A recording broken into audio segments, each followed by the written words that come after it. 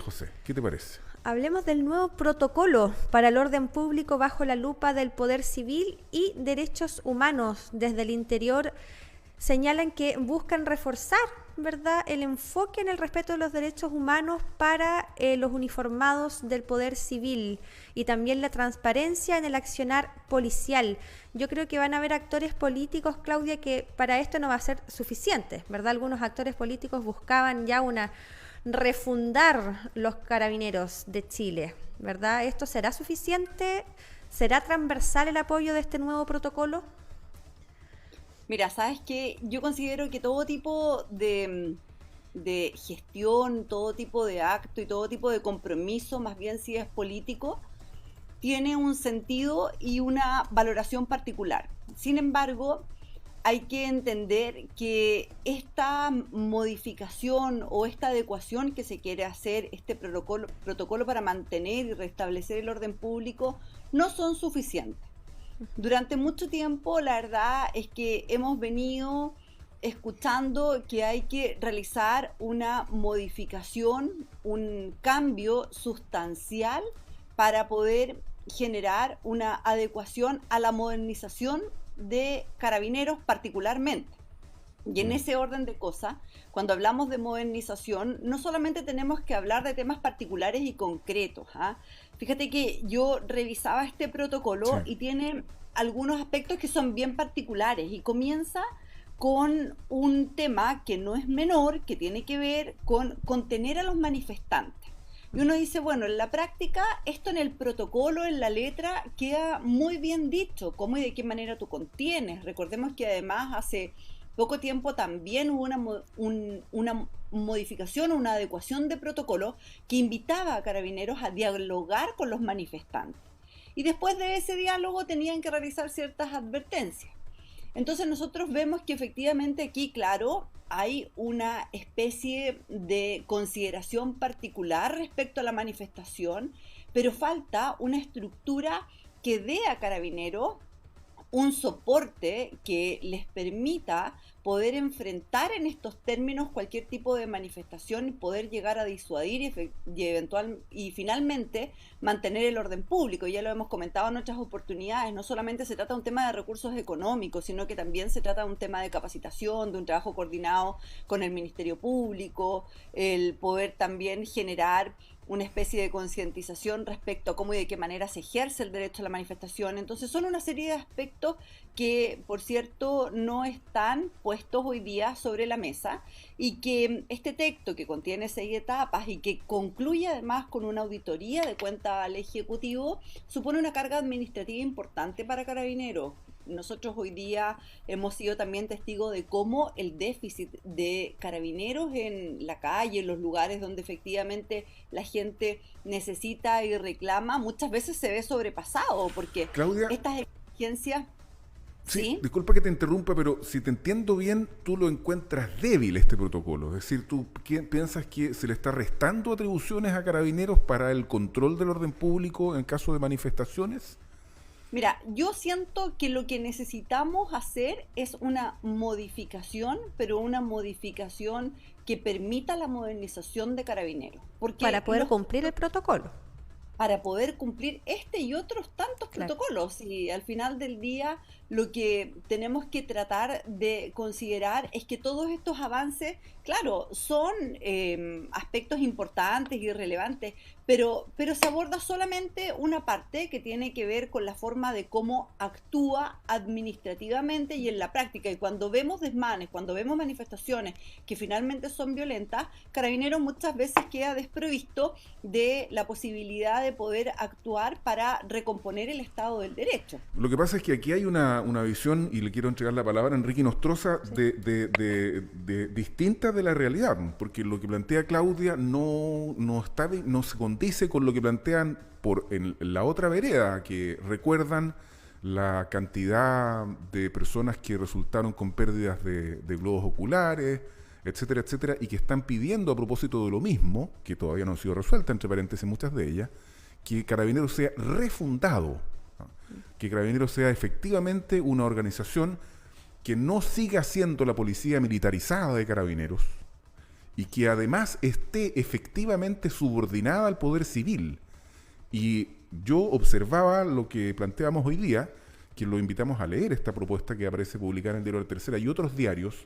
La única expresión interesante, a mi juicio, era esta obligación, que evidentemente, como lo dice Claudia, le trae una carga adicional a Carabineros de informar del protocolo.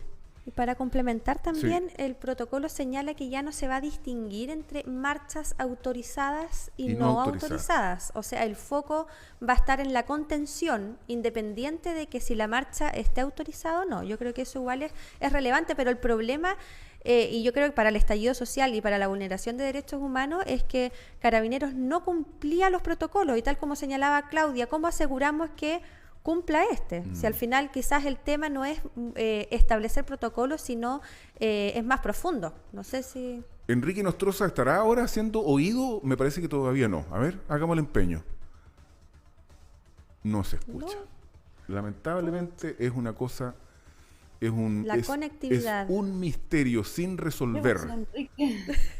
No se escucha. Podemos leer sus declaraciones a través del chat. No se escucha, Enrique, qué lamentable. Pero bueno, vamos a ver si podemos sacarlo por teléfono, hacerle otro empeño para que podamos escuchar el parecer de Enrique Nostroza, porque, mira, yo creo, Claudia, que la forma de ver las cosas evidentemente que es interesante y enriquece el debate, ¿ah? Pero yo tengo la sensación de que este tema que estamos planteando acá en Buena Costumbre es un asunto debatible, porque tiene que ser sometido a juicio desideologizado, ¿ah? Aquí yo creo que es urgente que se haga una modificación, porque evidentemente las cosas no han funcionado, ¿ah? Hay que partir de dos supuestos. El levantamiento social que hubo a partir del mes de octubre del año 2019 no tiene precedentes en la historia de Chile. Fue de una magnitud nunca antes vista, de una cantidad de personas participando en manifestaciones al mismo tiempo en distintas partes que nunca se vio. Por lo tanto, evidentemente había una estructura para el control del orden público que no estaba preparada, que se vio superada y que tuvo las consecuencias que tuvo, con una cantidad importante de personas lesionadas, personas muertas, etcétera, etcétera. Eso por un lado. Y por otro,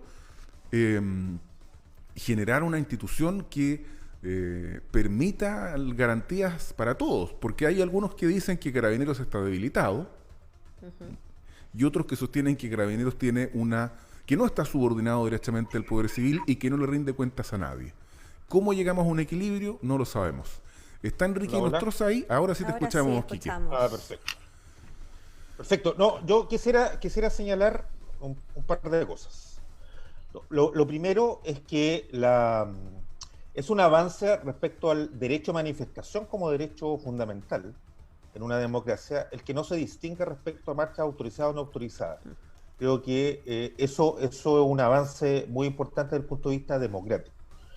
Y lo segundo es que, a propósito de la realidad empírica de lo que estamos viviendo, yo recomiendo escuchar una entrevista a las madres de los detenidos por la revuelta en Antofagasta, que fue transmitida por el programa de opinión política de la red el día domingo recién pasado. Sin pauta, creo que se llama.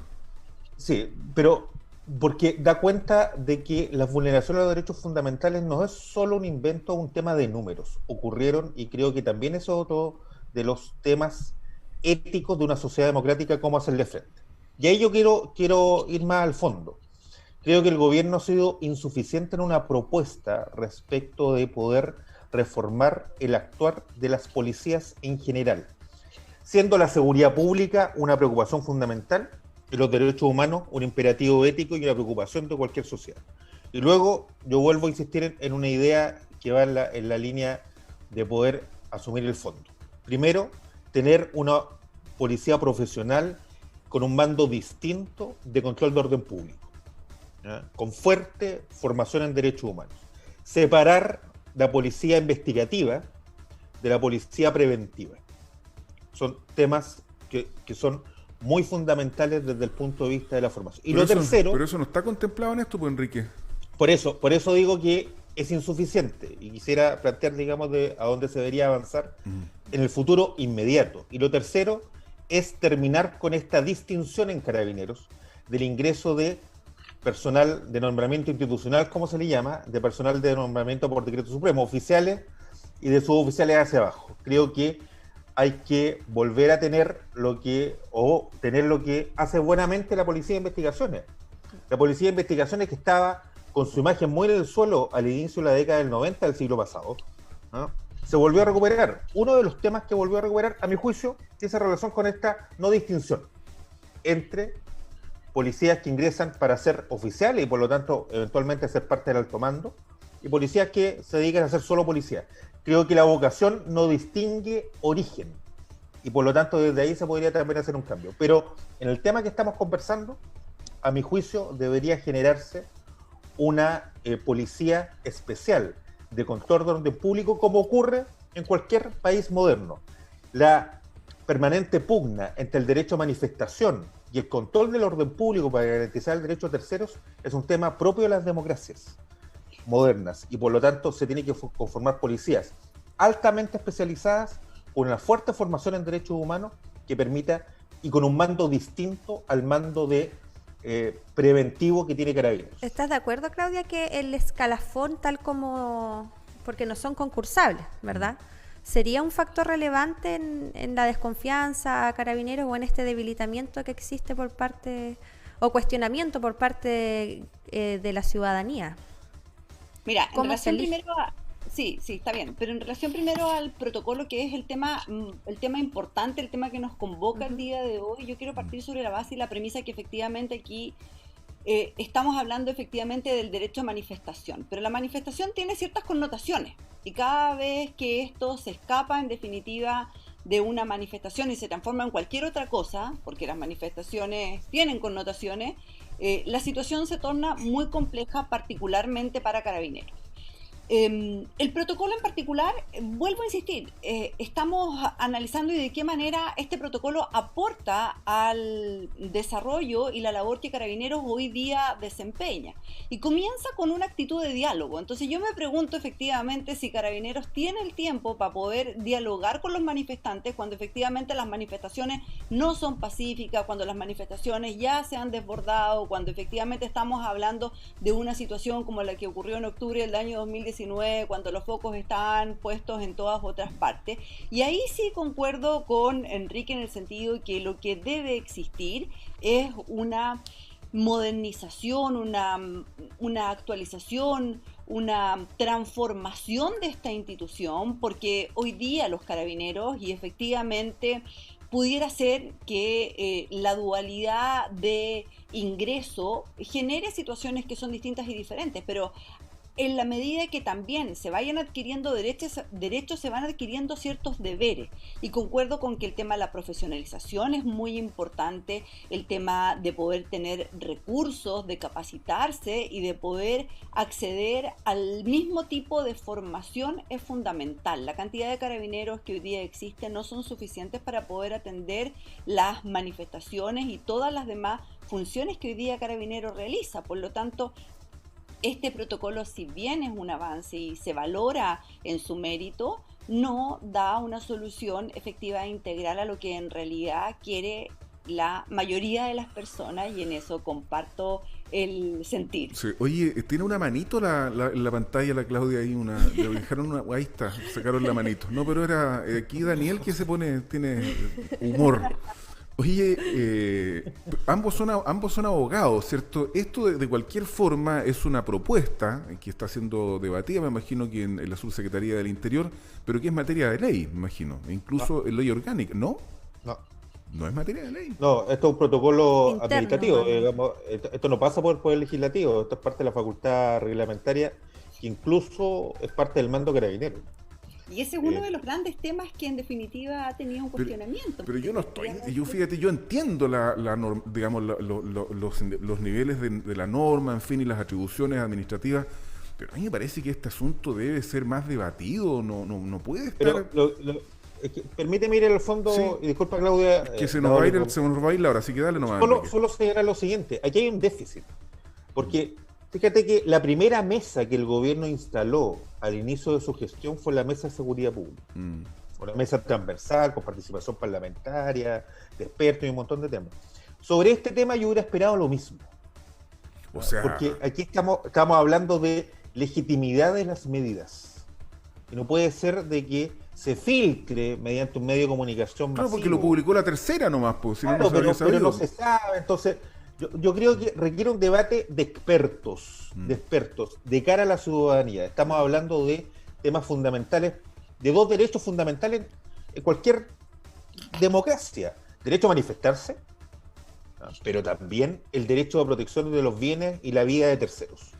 Mira, La fuerza policial tiene que ser garantista respecto en su actuar, garantista respecto a los derechos humanos y la protección de derechos de terceros. Eso requiere un debate abierto y no mediante filtraciones en los medios de comunicación. oye, aquí a José Luis López dice la diferencia en la PDI, que solo, dice, la escuela de la PDI solo forma oficiales.